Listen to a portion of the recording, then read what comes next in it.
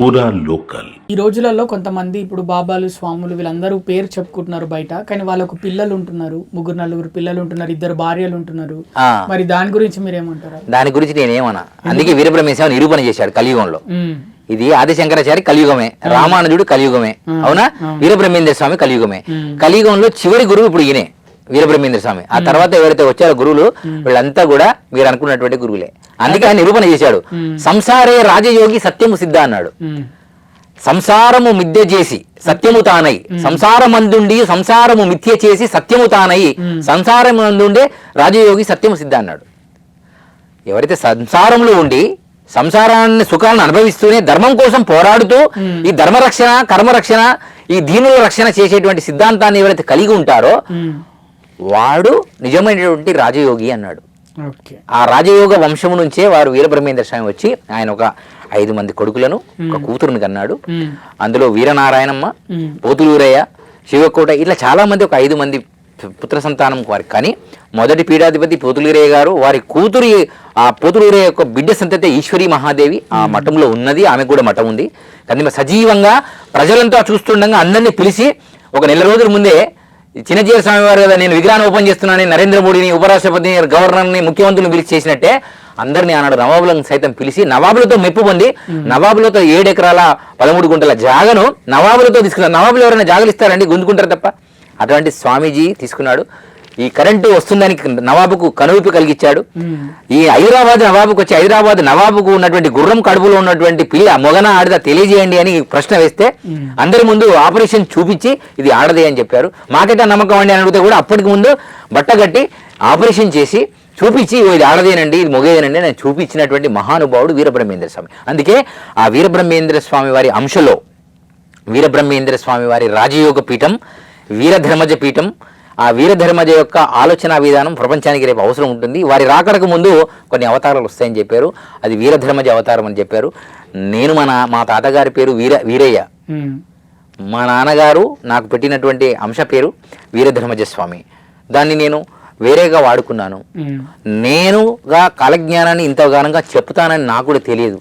ఎందుకంటే అది సమయం రంగానే ఒక మనిషి 40 సంవత్సరాల టైంలో చనిపోయాడు అనుకోండి, 40 సంవత్సరాల వరకు అతను డ్రైవర్గా ఉంటే మళ్ళీ డ్రైవర్లో జాయిన్ అవుతాడు, ఓనర్గా ఉంటే ఓనర్లో జాయిన్ అవుతాడు, రాజుగా ఉంటే రాజు అయిపోతాడు. అంటే కర్మ సిద్ధాంతం మళ్ళీ అక్కడికి వచ్చి స్టార్ట్ అయిపోతుందట.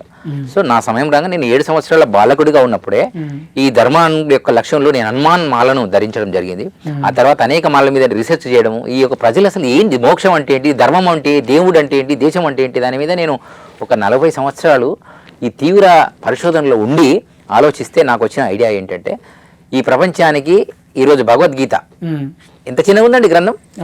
భగవద్గీత శ్లోకాలు హిందువులకు రావు. ఎవరికి వస్తాయి? ముస్లిం మతస్థులు మన హిందువులకు ఇప్పుడు విడజీపి చెప్పేటువంటి షెఫీ లాంటి వాళ్ళు చాలా మంది దీని గురించి చెప్తూ మనం వింటున్నాం. ఒక ఆయన భగవద్గీత ప్రచారం చేస్తున్నాడు, ఒక టోపీ పెట్టుకొని ఆవు గురించి ప్రచారం చేస్తున్నాడు. మనం దాన్ని హైలైట్ చేస్తాం.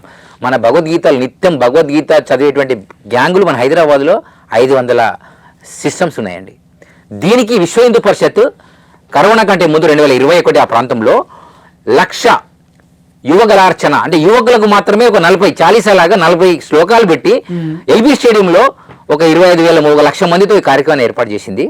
దానికి చిన్నజీర స్వామి వారు, గోవిందదేవగిరి మహారాజు గారు అయోధ్యలో మన నరేంద్ర మోడీకి తీర్థం ఇచ్చి వారి యొక్క ఉపవాసాన్ని నిర్మాణం చేశారు. వారు దీనికి ముఖ్య అతిథిగా వచ్చారు ఈ కార్యక్రమానికి. ఆ స్వామీజీ వ్యవస్థలో నేను కూడా ఉన్నా. అలానే అయోధ్య రామమందిర నిర్మాణం తర్వాత ఒక 7,000 మంది స్వామీజీలలో తెలంగాణ నుంచి ఒక 45 మంది స్వామీజీల వ్యవస్థలో నేను కూడా ఇక్కడ నుంచి ఆ ఆతిథ్యంలో నేను కూడా ఉన్నా, ఇక్కడ నుంచి వెళ్ళడం జరిగింది. రీసెంట్లీగా ఇప్పుడు ఆదిశంకరాచార్య విగ్రహం అన్నాం. ఉజ్జయిని ఎక్కడైతే ఓంకారేశ్వర్ మధ్యప్రదేశ్లో ఉందో అప్పుడు ఆ కాలంలో శివరాజ్ సింగ్ చౌహాన్ ముఖ్యమంత్రి ఆ రాష్ట్రానికి. వారు సాధువులందరికీ with up and down flight tickets పెట్టి అలాగే 5 స్టార్ హోటల్స్ ఇచ్చి ఆతిథ్యం ఇచ్చి వారు రామానుజ 108 సంవత్సరాల 108 ఫీట్ల విగ్రహాన్ని ఓపెన్లో మమ్మల్ని ఆ ఆతిథ్యంలో మాకు పిలిపొచ్చింది. నేను దాన్ని కూడా వెళ్ళడం జరిగింది. ఓంకారేశ్వర్ ఉజ్జయిని మధ్యప్రదేశ్. అలాగే రామానుజ విగ్రహంలో 14 రోజుల కార్యక్రమంలో నేను 12 రోజులు అక్కడ ఉన్నా. మోహన్ భగవత్ లాస్ట్ స్పీచ్ వరకు అక్కడే ఉన్నా. ఆ 14 రోజులు నిత్యం నేను అక్కడే ఉండి పర్యవేక్షించిన.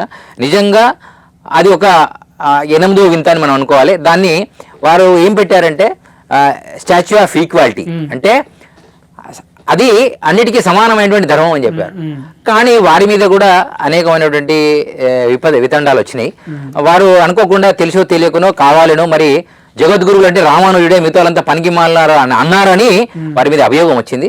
అది అనకూడని విషయం యాక్చువల్లీ. కానీ వారి సంతోషంలో అని ఉండొచ్చు. వారి గురువు గొప్పవాడు అని చెప్పడం తప్పులేదు. నేను వీరబ్రహ్మేంద్ర స్వామి గొప్పవాడు అని చెప్పడంలో తప్పులేదండి, అది ఖచ్చితంగా.